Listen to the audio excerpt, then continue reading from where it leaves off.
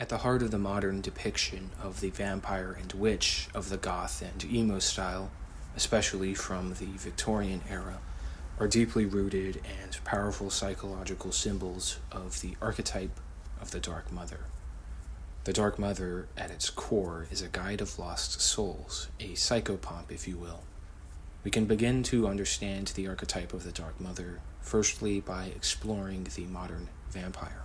Some of the notable powers of the vampire in modern storytelling are its allure, the power to seduce or fascinate its prey, its maturity, a timeless beauty or an aged youthfulness, wisdom, and the obsession of the night, and sometimes themes of sexual liberation. With this comes solitude, ostracism, loss, pain, and a nearness to death. The Dark Mother is familiar with just that, the dark and shadowy parts of life. It's a territory mostly ignored by society, feared in many cases, which is why the stigmatization and isolation. However, the Dark Mother is not an incomplete or unformed archetype seeking to navigate these themes. It has already done so. It has come to terms with them and is comfortable. This is why the Dark Mother is a guide. To woman, or more specifically to the Anima, the Dark Mother is transformative. It aids in the rite of passage and the coming of age for the Anima. A movie with this sort of dynamic is Maleficent and her relationship with Aurora. The Dark Mother, when it encounters men or the Animus, is quite a bit more varied. It can invoke in an immature Animus a regression to a more infantile behavior, often of a sexual or Freudian nature, which is important to mention when exploring the effects such symbology can induce. Its more proper dynamic is that of guiding and healing the solitary and wounded Animus back to its correct course. Still another possibility is the reaction of fear that seeks to suppress the Dark Mother.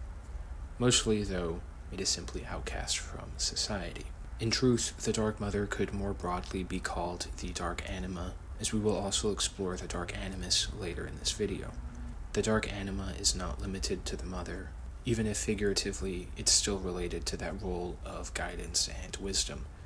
But the Dark Anima can be a stranger, a child, a sister, a friend, a partner, and usually always mature beyond its years. The archetype shows up in many iterations of media and stories, though always as the guide of the solitary Animus. The song Lady in Black by Uriah Heep captures this theme. It's a story of a man who leaves a destructive path and is lost along the way. Suddenly, this mysterious, dark-clad woman appears and guides him back.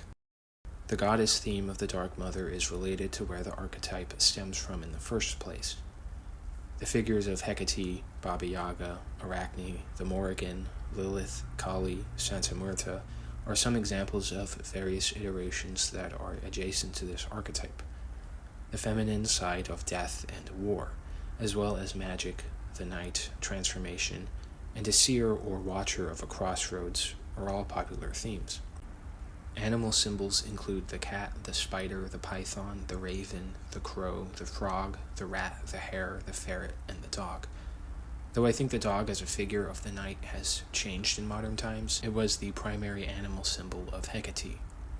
The Dark Anima probably finds its oldest iterations in witch doctors and other shamanistic figures that dealt with matters of the spirit, of bones and death. I imagine it's partly related to the crone archetype and may even be a precursor to it in some cases.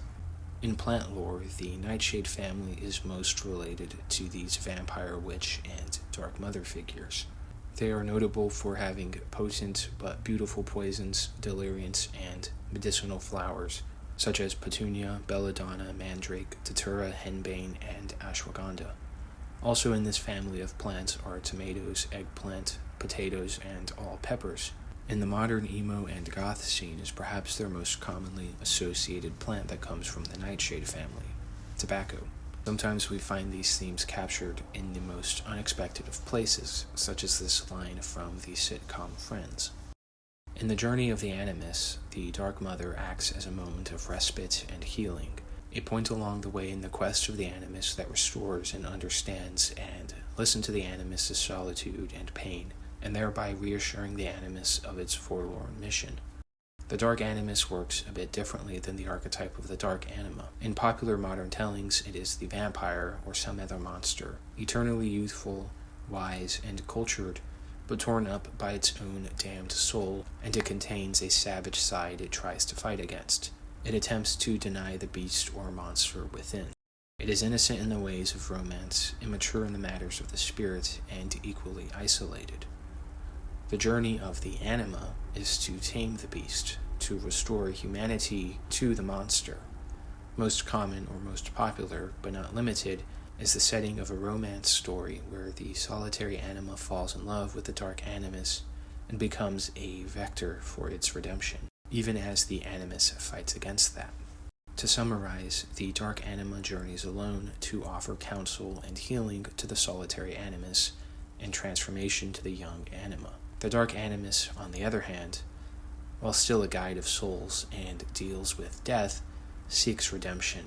The quest of the Dark Animus is to conquer the beast within, and although it is something it ultimately has to figure out on its own, the anima acts as a saving grace to the Dark Animus, in the same way that the Dark Anima, or the Dark Mother, guides the Animus, and equally providing help and maturity to the wayward anima. The Dark Mother, as well as the Dark Animus, because of their own isolated journey and experiences with death, are psychopomps, and assist either the Animus or anima on their respective journeys.